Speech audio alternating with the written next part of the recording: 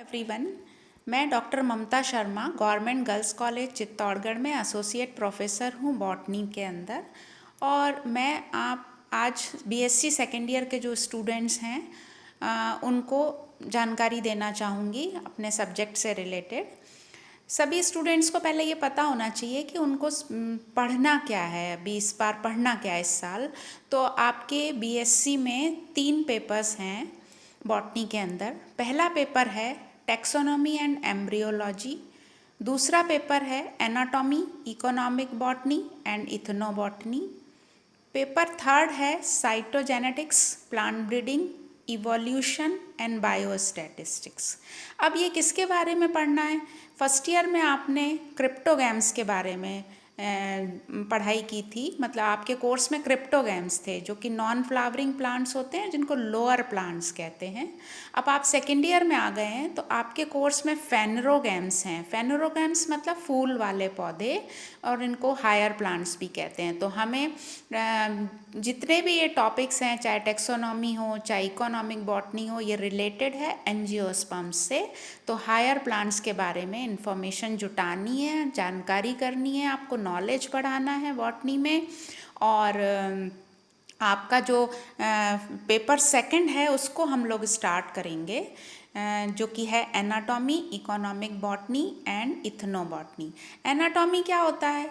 Anatomy होता है किसी भी पौधे की आंतरिक संरचना का अध्ययन करना। तो anatomy is the branch of botany deals with internal structure of plants. आपको पता है प्लांट्स 3 प्रकार के होते हैं, herbs, shrub and trees. Herbs वो पौधे होते हैं जो बहुत छोटे छोटे होते हैं और उनका ड्यूरेशन 1 ईयर ही होता है, जबकि जो श्रब होते हैं वो झाड़ी नुमा होते हैं, मिडिल साइज़ के प्लांट्स होते हैं, और ये कई सालों तक जिंदा रह सकते हैं। तो तीसरा जो है प्लांट्स का ग्रुप, उसको हम ट्रीज़ बोलते हैं। ट्रीज़ मतलब जो बड़े बड़े पेड़ आप देखते हैं, पीपल है, बरगद है, उनको ट्रीज़ की श्रेणी में रखेंगे। तो हमको हमारे जो कोर्स में प्लांट्स हैं, हायर प्लांट्स, उनकी एनाटॉमी पढ़नी है, चाहे वो ट्री हो, श्रब हो या हर्ब हो। उसके बाद आपका सेकंड पार्ट इसी पेपर में होता है इकोनॉमिक बॉटनी, आर्थिक वनस्पति विज्ञान। मानव जो है जिन पौधों से अपने जीवन का यापन सुगम कर लेता है, सरल कर लेता है, क्योंकि डिपेंडेंट है हमारी लाइफ प्लांट्स पर, तो उनके बारे में डिटेल्ड इंफॉर्मेशन या जानकारी हमारे कोर्स में डाली गई है इकोनॉमिक बॉटनी के अंदर। तो वो पढ़ेंगे। और उसके बाद आता है इसी का थर्ड पार्ट इथनोबॉटनी, आदिम जाति वनस्पति विज्ञान, इसका हिंदी मतलब है। जैसे कि कुछ प्रजातियां आपको मानव की आपको आश्चर्य होगा आज भी जंगल में रहती हैं और कंप्लीटली प्लांट्स पर या जंगल पर उनका जीवन निर्भर है। वो ऑर्नामेंट से लेकर मेडिसिन से लेकर अपना जो घर बनाते हैं उसकर और हथियार जो बनाते हैं वो सब प्लांट से ही उनको मिलता है। वहाँ पर अभी बाहरी दुनिया का प्रवेश नहीं है। बहुत सारी जातियाँ ऐसी हैं ह्यूमन बींग्स की जो जंगल में अपना जीवन पूरा प्लांट्स पर डिपेंड रहकर अभी भी व्यतीत कर रहे हैं। तो ऐसी जो लोग हैं वो किस तरह से पौधों पर निर्भर हैं उनके बारे में हम जानकारी करेंगे। तो अभी हमारा जो फर्स्ट यूनिट 5 यूनिट में डिवाइडेड है आपका पेपर, और जो फर्स्ट यूनिट है उसमें हमें पढ़ना है प्लांट एनाटॉमी का इंट्रोडक्शन, कि एनाटॉमी है क्या। तो एनाटॉमी जैसे मैंने बताया, पौधे न केवल बाहर से अलग अलग वेरिएशन दिखाते हैं, डिफरेंसेस दिखाते हैं, कोई ऊंचा है, कोई छोटा है, कोई किसी की पत्ती गोल है, किसी की नुकीली है, किसी में जो है जड़ें फाइब्रस होती हैं, किसी में टैप रूट होती है। तो जो बाहर से जो हमको डिफरेंसेस नज़र आते हैं, जो अंतर नज़र आते हैं, वो सिर्फ बाहर से नहीं है, वो अंदर से भी हैं। तो ऐसा क्या है अंदर? जब हम सेक्शन काट के माइक्रोस्कोप में देखते हैं तब हमें ये डिफरेंसेस समझ में आते हैं। तो प्लांट एनाटॉमी बॉटनी की वो शाखा है जिसमें हम आंतरिक संरचना का अध्ययन करते हैं अलग अलग प्लांट्स की। अब इसका जो रिलेशन है वो किस किस से है, तो इसका रिलेशन अगर हमें प्लांट एनाटॉमी के बारे में अच्छे से जानकारी हासिल करनी है तो हमें बहुत सारी बॉटनी की अन्य शाखाओं का भी नॉलेज होना चाहिए। फॉर एग्ज़ाम्पल इसकी एक ब्रांच है टेक्सोनॉमी, जिसमें हम वर्गीकरण का अध्ययन करते हैं कि पौधा प्लांट किंगडम में कहाँ स्टैंड करता है, तो उस टेक्सोनॉमी में वर्गीकरण पढ़ा जाता है। मॉर्फोलॉजी मतलब आकारिकी, बाहर से पौधा अगर दिख रहा है जिस भी तरह का तो वो क्यों है ऐसा। उसके बाद आ जाता है एक ब्रांच बॉटनी की साइटोलॉजी, जिसमें हम सेल का अध्ययन करते हैं। फिर आता है जेनेटिक्स, जेनेटिक्स में हम जीन्स के बारे में, क्रोमोसोम के बारे में अध्ययन करेंगे। उसके बाद बायोकेमिस्ट्री, कौन कौन से केमिकल्स पौधे में पाए जाते हैं क्योंकि वो प्लांट्स में होते हैं, उनका क्या रोल है, तो वो बायोकेमिस्ट्री हो जाता है। उसी प्रकार इकोलॉजी, इकोलॉजी का मतलब है पौधों का एनवायरनमेंट से रिलेशन, जहाँ वो उग रहे हैं वो उनसे किस तरह से कंपटीशन कर रहे हैं, अपने सर्वाइवल के लिए किस स्ट्रेस में हैं या फिर हेल्दी हैं। तो इकोलॉजी पौधे का वातावरण से अध्ययन करने को कहते हैं, उसका क्या रिलेशन है।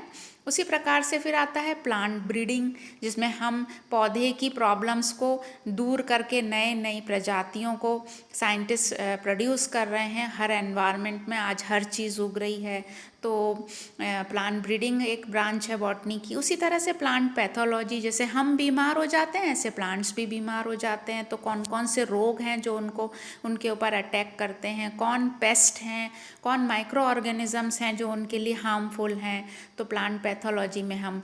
तो अगर आपको प्लांट एनाटॉमी अच्छे से समझनी है तो आपको उसका रिलेशन इन बॉटनी की शाखाओं से निश्चित तौर पर है, तो हमें एक कंप्लीट बॉटनिस्ट बनना पड़ेगा एनाटॉमिस्ट बनने के पहले। अब हम आते हैं पौधे में जो वेरिएशन है वो दो प्रकार का होता है, external and internal. External variation तो हमें नज़र आ जाता है, इंटरनल के लिए हमें सेक्शन काट कर अंदर से स्टडी करनी पड़ती है। हम उसका टीएस काट सकते हैं, हम एलएस काट सकते हैं, हिंदी में बोलते हैं अनुप्रस्थ काट और लंबवत काट, वीटीएस होता है। तरह तरह से सेक्शन काट कर हम अंदर की स्ट्रक्चर का अध्ययन करते हैं। अब ये वेरिएशन पौधों में इसलिए होते हैं क्योंकि पौधे दो प्रकार के होते हैं। कुछ पौधे होते हैं यूनिसेलुलर या एक कोशिकीय, उसमें सिर्फ एक सेल होती है और वो सेल जीवन की सभी आवश्यक प्रक्रियाओं को कंप्लीट करने के लिए सक्षम होती है, उसमें पोटेंसी होती है और वो आराम से पौधा एक सेल पर अपना सारी जीवन की मेटाबॉलिक एक्टिविटीज़ कर लेता है और जी लेता है। दूसरी तरफ होते हैं मल्टी सेलुलर प्लांट, जिनको हम बोलते हैं बहुकोशिकीय प्लांट। बहुकोशिकीय प्लांट जब होते हैं तो उसमें एक डिवीज़न ऑफ लेबर पाया जाता है, जिसको हिंदी में श्रम विभाजन बोलते हैं। मतलब बहुत सारी कोशिकाएं बहुत सारे अलग अलग कार्यों के लिए रिस्पॉन्सिबल होती हैं और मिलजुल कर वो जीवन की आवश्यक प्रक्रियाओं को पूरा करते हैं। अब जब हम यूनिसेलुलर हो या मल्टी सेलुलर हो तो सेल आ गई। सेल हमें पता है बेसिक यूनिट है लाइफ की, तो बिना सेल के हम लिविंग्स की कल्पना नहीं कर सकते। तो आपको आइडिया होना चाहिए एनाटॉमी पढ़ने से पहले कि सेल क्या है। तो cell is the basic unit of life. और सेल के तीन भाग होते हैं मेजर। एक होती है सेल वॉल जो उसका स्ट्रक्चर मेंटेन करती है, शेप मेंटेन करती है, और उसके बहुत सारे और भी रोल्स होते हैं जिनको वो करती है। बीच में आपको सेंटर में प्लांट सेल में दिखेगा एक वैक्यूल या रिक्तिका बोलते हैं, जिसके अंदर बहुत सारे वेस्ट प्रोडक्ट वो स्टोर करके रखता है। और तीसरा जो दोनों के बीच में होता है वो होता है प्रोटोप्लाज्म। तो प्रोटोप्लाज्म जो है वो मेन है, वो लिविंग पार्ट है कोशिका का, जबकि सेल वॉल और वैक्यूल नॉन लिविंग पार्ट हैं। तो एक सेल के तीन भाग हैं मेजर, और तीन में से दो नॉन लिविंग होते हैं, और प्रोटोप्लाज्म जो है वो सेंटर है ऑल फिजियोलॉजिकल एक्टिविटीज़ का, ऑल मेटाबॉलिक एक्टिविटीज़ वहीं पर होती हैं। तो अब सेल का प्रकार आपको पता होना चाहिए। चाहिए। सेल होती है दो प्रकार की, पहला है प्रोकैरियोटिक, दूसरा है यूकैरियोटिक। जैसा कि नाम बता रहा है, प्रो मीन्स होता है प्रिमिटिव, प्रो मीन्स होता है पुराना, प्रो मीन्स होता है पहला। तो ऐसी कोशिका जिसमें नाभिक जो है वो स्पष्ट नज़र नहीं आता, अस्पष्ट नज़र आता है। कैरियन मतलब न्यूक्लियस, प्रो मतलब पहला। तो पहले जो कोशिकाएं जो कि लोअर प्लांट्स में होती हैं, और वो उसमें आप लेबल नहीं कर सकते कोशिका को बनाते समय कि दिस इज़ न्यूक्लियस, क्योंकि वो अस्पष्ट है, उसका जो न्यूक्लियर मटेरियल है वो बिखरा हुआ होता है उसमें प्रोटोप्लाज्म में।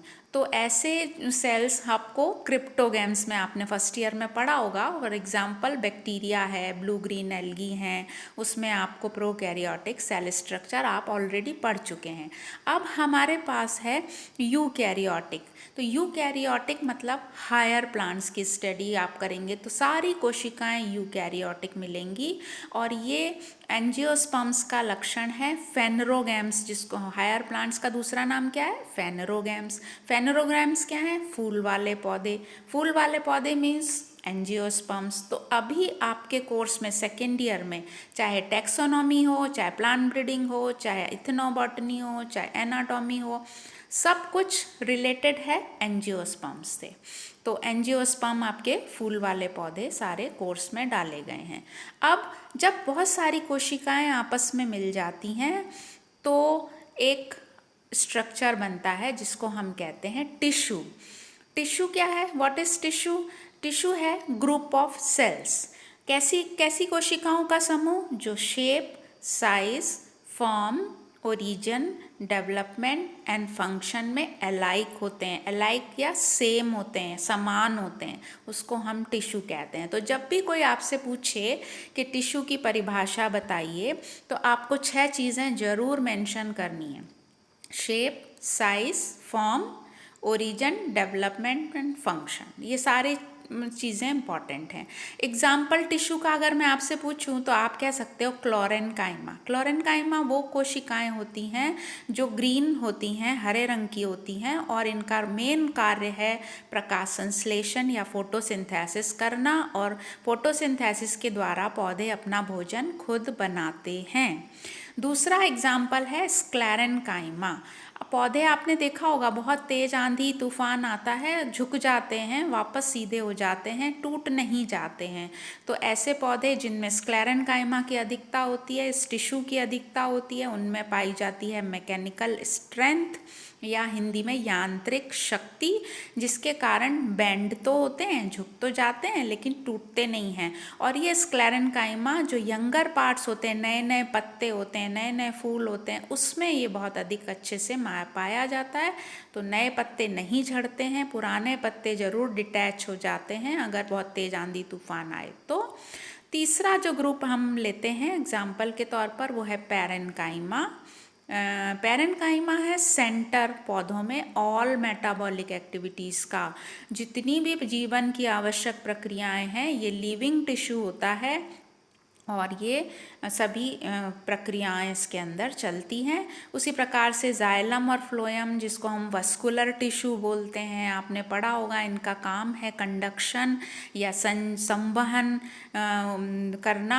जाइलम और फ्लोएम जो हैं वो कुछ 4 या 5 एलिमेंट से मिलकर बनते हैं, और ये पौधे में रिस्पॉन्सिबल हैं कंडक्शन करने के लिए। कंडक्शन हमेशा एक डायरेक्शन में नहीं होता है। अगर जाइलम से कंडक्शन होता है तो वो डाउनवर्ड टू अपवर्ड होता है, मतलब वाटर एंड मिनरल्स जो हैं वो नीचे से, जड़ से लीव्स की तरफ जाते हैं, उसको बोलते हैं अपवर्ड मूवमेंट। और जो फ्लोएम है वो पत्तियों में वेल डेवलप्ड होता है, और पत्तियां जो हैं भोजन बनाकर उसको जड़ तक, तो डाउनवर्ड कंडक्शन। तो कंडक्शन 2 प्रकार का होता है, और इसके हम डिटेल में आगे जाएंगे। अभी मैं आपको सिर्फ इंट्रोडक्शन तक आज फर्स्ट लेक्चर में जनरल बता रही हूँ आपको। अभी जैसे हम टिश्यू की बात कर रहे थे तो टिश्यू के एग्जाम्पल देख लिए। अब अगर अपन टाइप की बात करें, कितने प्रकार के टिश्यू होते हैं, तो ब्रॉड क्लासिफिकेशन है कि ये दो प्रकार के होते हैं, मेरिस्टेमेटिक टिश्यू और परमानेंट टिश्यू। मेरिस्टेमेटिक टिश्यूज़ वो टिश्यूज़ होते हैं जिनकी कोशिकाएं असंगठित होती हैं, अविभेदित होती हैं, उसको बोलते हैं immature cells which has capacity to divide. और इन कोशिकाओं में विभाजन की क्षमता होती है, ये डिवाइड कंटिन्यूअस डिवाइड होती रहती हैं, 1 से 2 1 से 2, और पौधा जो है वो अपनी हाइट और जो मोटाई है उसको बढ़ाते रहते हैं पौधे। तो मेरिस्टेमेटिक टिश्यू का काम है डिवीज़न करना। अब दूसरे जो टिश्यू हैं वो हैं परमानेंट टिश्यू। परमानेंट टिश्यू वो टिश्यू होते हैं जो बनते तो मेरिस्टेमेटिक टिश्यू से हैं, जब उनकी ग्रोथ रुक जाती है और फिर एक बार बनने के बाद जब तक पौधा इस धरती पर जिंदा है तब तक वो हमेशा आपको नज़र आएंगे। एक बार तना बन गया, एक बार ब्रांचेस बन गई मेन, उसके बाद वो ऐसे ही आपको रूट्स बन जाती हैं जो वो हमेशा रहती हैं। तो जो परमानेंट टिश्यू हैं वो पौधे की जितनी भी एज हो, 5 साल हो या 50 साल हो या 300 साल हो, वो हमेशा वहाँ पर आपको दिखाई देंगे। अब ये जो परमानेंट टिश्यू हैं वो दो प्रकार के होते हैं। पहला होता है लिविंग टिश्यू, दूसरा होता है डेड टिश्यू। जो लिविंग टिश्यू होता है जनरली उनकी कोशिकाएं थिन वॉल्ड होती हैं, उसमें प्रोटोप्लाज्म भरा होता है, जीवन की आवश्यक प्रक्रियाओं को आप उसमें देख सकते हैं होते हुए, और इनका काम है कि अपनी सभी आवश्यक एक्टिविटीज़ को करना। डेड टिश्यू जो है उसमें जो डिफरेंस है डेड टिश्यू, उसके अंदर आप अगर देखेंगे एनाटॉमी में तो डेड टिश्यू के अंदर प्रोटोप्लाज्म एब्सेंट मिलेगा आपको, अंदर से वो खाली दिखती हैं और वो केवल स्ट्रेंथ या मैकेनिकल शक्ति पौधे को प्रदान करने के लिए होती हैं। तो हम अगली क्लास में हम आपको टिश्यूज़ का और आगे फर्दर क्लासिफिकेशन समझाएंगे। आशा है आप लोगों को समझ में आ गया होगा। जो भी प्रश्न आपके मन में उठते हैं आप उसको पूछ सकते हैं। तो आज के लिए इंट्रोडक्शन में इतना ही।